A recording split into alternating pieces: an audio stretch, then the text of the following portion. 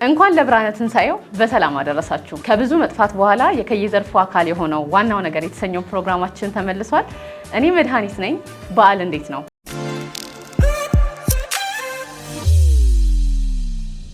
ዛሬ እንግዲህ በዓልን አብረን እናሳልፋለን። ቪዲዮውን እስከ መጨረሻው ተመልከቱት። ነባር ቤተሰቦች ለብዙዎች እንዲደርስ ሼር አድርጉልን። አዲስ የሆናችሁ ደግሞ ሰብስክራይብ በማድረግ ቤተሰብ ሁኑን።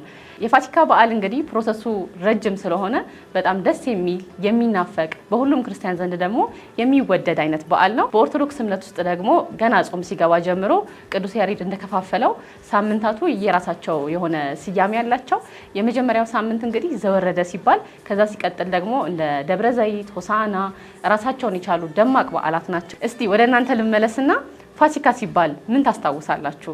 እኔ ወደ ልጅነቴ ስመለስ ሌሊት ላይ ተነስተን የምንበላው ይሄ አይረሳኝም። ታዲያ ቀዳሚት ስዑር ደግሞ ማታ ላይ ዳቦ ሲጋገር ለሚሰራው ዶሮ ሽንኩርት ሲላጥ፣ ሲከተፍ፣ ሲቁላላ ይሄ ቤት ስናስተካክል እንዲሁም እየሰራን ይሄ የምናመሽበት አይነት ቀን ነው። ሌላው ማይረሳኝ ደግሞ ያው ፋሲካ ወር እያንዳንዱ ቀን በዓል ናት ብዬ የለ ቀዳሚት ስዑር ራሱ በዓል ነው። ጠዋት ላይ አባቶች ቄጤማ ይዘው በየቤቱ እየሄዱ ያንን ቄጤማ ይሰጣሉ። ከዛ በፊት ያለው ጊዜ ደግሞ ከሆሳዕና ጀምሮ እስከ ትንሣኤው ድረስ ሰሞነ ሕማማት ይባላል። የጸሎት የስግደት ጊዜ ነው። በሕማማት ወቅት እንግዲህ የበገና ዝማሬዎችን እንሰማለን። በዚህ አጋጣሚ የበገና ዝማሬ በጣም ነው የምወደው። ታዲያ የፋሲካ በዓል ከኢትዮጵያ ውጭ የሚከበር ሲሆን በኢየሩሳሌም፣ በሩሲያ፣ በቤላሩስ፣ በግሪክ፣ በመቄዶንያ፣ በሞልዶቪያ፣ እንግሊዝ፣ በጀርመን፣ ፈረንሳይ፣ ስፔን የሚከበርባቸው ሀገራት መካከል ተጠቃሽ ናቸው።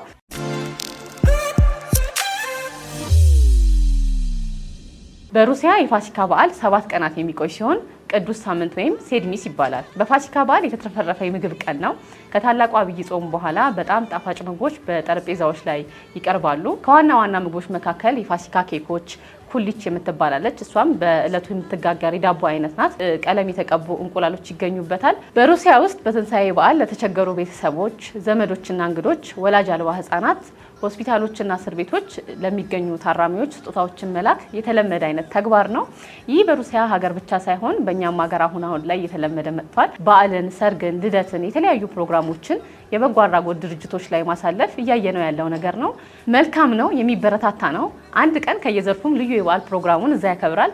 ቆንጆ ጊዜም ይኖረናል ብለን ተስፋ እናደርጋለን። ነገር ግን ዛሬ የምነግራችሁ ዋናው ነገር ብዙ ጊዜ በጾም ወቅት በተለይ በሰሞነ ሕማማት የመስቀሉን ፍቅር የተከፈለልን ዋጋ እያሰብን ስለ ኃጢአታችን እንደምንናዘዘው ሁሉ ከትንሣኤውም በኋላ የተከፈለልን ዋጋ መርሳት የለብንም። ረጅም ጊዜ በጾም ስለምንቆይ ስለምንበላው ምግብና መጠጦች ብቻ እንዳናስብ ነው አደራ ይሄን የምላችሁ።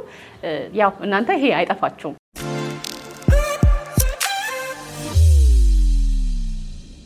ሌላው ተጨማሪ ዋናው ነገር ደግሞ በዓሉን በደስታ ለማሳለፍ ጤናችንን መጠበቅ ነው።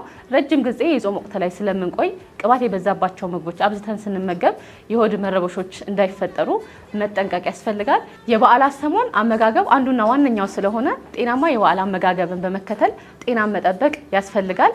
የትንሣኤ በዓል በመጣ ቁጥር አንዳንድ ሰዎች ቅባት የበዛበት ምግብ ተመግበው ለህመም የሚጋለጡበት ሁኔታዎች ይኖራሉ እና የትንሣኤ በዓል ከረጅም የጾም ጊዜ በኋላ የሚመጣ በዓል በመሆኑ ቅባት የበዛበት ምግብና አልኮል መጠቀም ተገቢ ያለመሆኑን የስነ ምግብ ባለሙያዎች በበዓል ወቅት አመጋገቦች ጤናማ መሆን እንዳለባቸው ሲናገሩ ሰማለሁ እና ጥንቃቄ አይለየን ለማለት ነው። በዓል ከቤተሰብ ወዳጅ ዘመድ ጋር ሰብሰብ ብለን የምናሳልፈው የደስታ ጊዜ ነው። በጤና በሳቅ በጨዋታ ሲሆን ደግሞ ደስ ይላል። በድጋሚ እንኳን ለብርሃነ ትንሣኤው በሰላም አደረሳችሁ እንላለን። አብራችሁን ስለነበራችሁ አመሰግናለሁ። ቆንጆ ጨዋታ ነበረን ብዬ አስባለሁ። ይህን ዩቲዩብ ቻናል ሰብስክራይብ፣ ላይክ፣ ሼር ማድረግ እንዳይረሳ። መልካም የትንሣኤ በዓል ይሁንላችሁ።